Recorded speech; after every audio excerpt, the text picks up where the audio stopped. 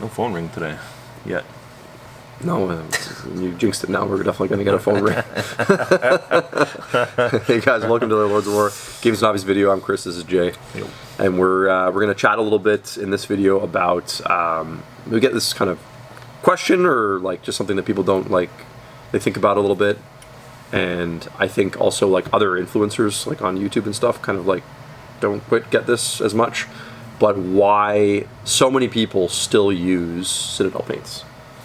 Yeah, probably because so many people still enter the hobby at their local Warhammer / Games Workshop, I think is a thing. And I think there's still a lot of content and videos that are built around the Citadel system. And it's the first rack if you're a trade store. It's Yep. the first rack you're basically going to have You're because gonna it's have- part of the basic, you know, package or whatever that Games Workshop package. sells you. Yeah. So the accessibility is definitely a the thing. accessibility. And look, it has, love it or hate it, it has some things going for it that are kind of like you can't replicate or take away from it. So the color palette is the one you see on the box. So, Boom. So if you want to paint them like the box, like the studio, you have to use those colors. Like, yeah, you can find similar colors, but the color spectrum's so enormous, it doesn't matter what other brand or rack you find if you want to match it exactly. Yeah, that there's an authenticity to that for sure. Yes, That you can't. you want Yeah. the official Yeah. colors, and it makes a difference. Like, there are some colors that they have that are just, you're not, like, it's on purpose. That's why they named them the way they did, and they moved off of a universal system to their own system. Yeah. It is funny because, like, you know, we'd be one of the, you know, stores that would be a good test for this because, like, Yes. we have way too much paint, like 15, all the big brands, 16 ranges of paint, like maybe more. Yeah. And I still have customers that are like, I have this GW color. Can you find me like a replacement or like an alternative? And they're like Jay said, there's just some colors that you're like, I can get close, but I can't quite get it. No, you're like, even some of them that are not that exciting on paper, like Raykarth Flesh, is just unique enough that you're not going to get it. It's just the Gut Ripper Flesh, not finding that anywhere. There's a bunch, even like Rhinox Hide, that the warmth. It's a great color. You find in there. There's like a certain chocolatiness that just, it's either too dark or not dark enough that you're not going to find another. Anyway, I could go on. There's like loads of colors that are just special enough. Some are a little easier, like the Mephiston Red or the Blood Angels Red is like not too bad. To Screamer Pink, yeah, man. That color is super. Is it Screamer Pink, the base coat one? I think it is. Yeah. That's I tried to find another magenta that would cover and they don't exist. So, no, it's true. And then conversely, you get people that, you know, they start their armies with these and that's how it looks, and then they'll come in and the color is not there because it's sold out, and they're like, I'm screwed. Well, yeah, think about this exercise. So, like, if Citadel paints are the first paints you use, and you learn to paint with them, a lot of people, and this isn't a negative thing, are change averse to a degree because they said, why would I switch paints? This is what I've learned to paint with. I'm comfortable with this. There has to be quite a big incentive to try something different, right? So there's something to be said about like just like continuity and keeping with it, right? No, it is that familiarity for sure. And look, the thing is interesting is like every other paint that comes out, this is funny, is like, at least in the wargaming sphere, is trying to like make a Citadel paint or some way improve on it, or like they're all starting with that as the base. So you know, like Army Paint or Fanatic Paint, now that like Chris and I have used it a bunch, it's literally Citadel paint in a dropper bottle with like, it feels a lot like small improvements or changes. I don't know if they're improvements or just slight changes, but it was like, you're like, right away I was like, oh, this is so familiar, right? So you know, the paint works. Now, obviously, you know, there's like always the conversation about the jar and stuff. I think that's an excuse people make up to justify like a hate for it for some reason, because like at the end of the day, it's like, it's kind of annoying, but it shouldn't prevent you from using it if you like the color or the paint. You know what I mean? Like it's just a small. Well, and you know, people also ignore all the problems with dropper bottles. Like I've never heard anyone Sure. complain about a dropper bottle, but I have Yeah. nonstop problems with dropper bottles. Yeah, clogging up yeah, and- they clog, and you know they have their downsides they as have well, their right? downsides, and they're hard to agitate, and you need like there's a reason why a Citadel jar doesn't need an agitator, because it's broad and it's easy to shake the liquid in it. They leave enough space at the top so that it can agitate correctly without the need of this like shakers, whereas the slim jars, it just sludges at the bottom, and they're always filled right with the nozzle, kind of keeps it airtight, so it makes it really difficult to agitate the paint back up. So there are downsides to the droppers as well. You know, I never in so many years that never occurred to me at all to be like I never cared what the jar was doing, like what it shaped like. I was like, can I scoop the paint out and use it, you know, and can I get it? And you know, people will say, well, you know, the Citadel jars do dry out.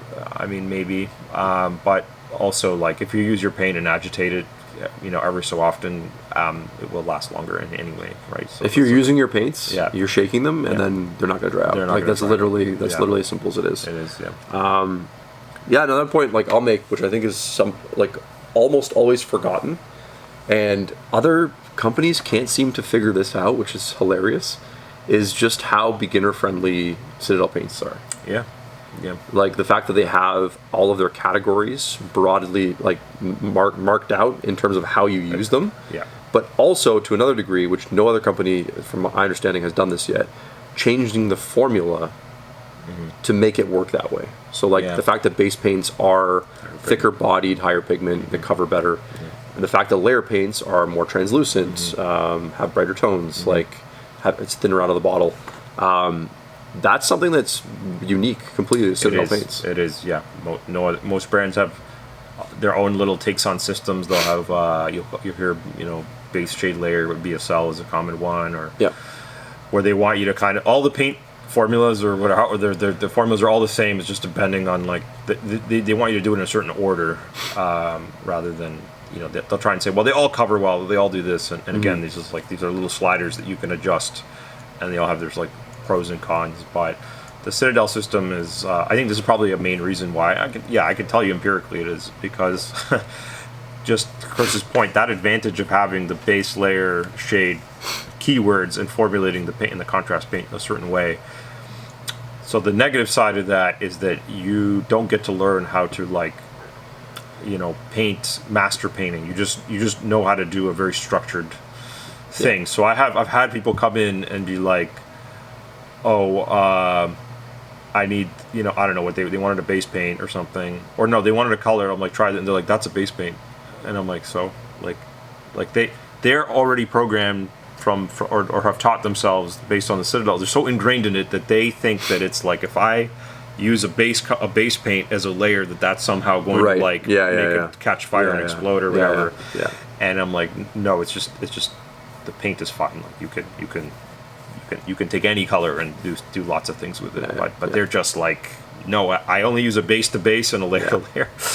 So, but anyway, I think something we forget as observers or casual or people entering the hobby is that, or people commenting on paint, is that the majority of people, it's perfect, we have model, or sit at this stage, the gray stage. This is one of Chris's models, by the way. Ooh, ouch. You could have picked one up that had some paint on it, but he didn't. I mean, a lot of people are at this stage too, Yeah, and they never get past this stage. Hey, there's a wash on there. That seems I unnecessary. sorted them yesterday, man.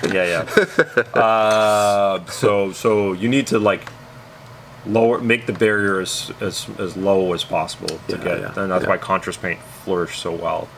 I mean, say what you will about Citadel and their products, but like contrast paint revolutionized painting in the wargaming sphere, and to the point where every other major company had to pivot and make their own version of it. That's right. Which is incredible. Yeah. Like, I've never seen that. It's wild to see how many paint ranges and companies had to like launch Kickstarters or create or on the fly invent speed paint or express color or Instacolor or whatever you call it, and none of them have seemed to perfectly replicate it or not have. I mean, speed paint. Vallejo's is the closest. Vallejo's is probably the closest. Yeah. I expected them to have the closest one because they're like, they took their time. They're a company with a lot of like all they've done is paint for like 100 years or whatever, or 70 years. The Army Painter one is funny. They literally had a hiccup at the beginning, and then they had to remake it and launch it as 2.0, and now it's pretty solid. A lot of people like it too. But yeah, I'm not surprised that people still reach for Citadel, even though there's the diversity of options is so big, and there's such great paint across different companies. Well, and it's always worth reminding that not that anyone's watching at this point. No, but, no one watches at this point. Yeah. You can win a golden demon with Citadel paints. Like you can do everything with Citadel. And it's like you can do everything with Citadel paints. It's paint. It's good paint. All miniature paints now. Now that Army Painter updated the range, I can say this now.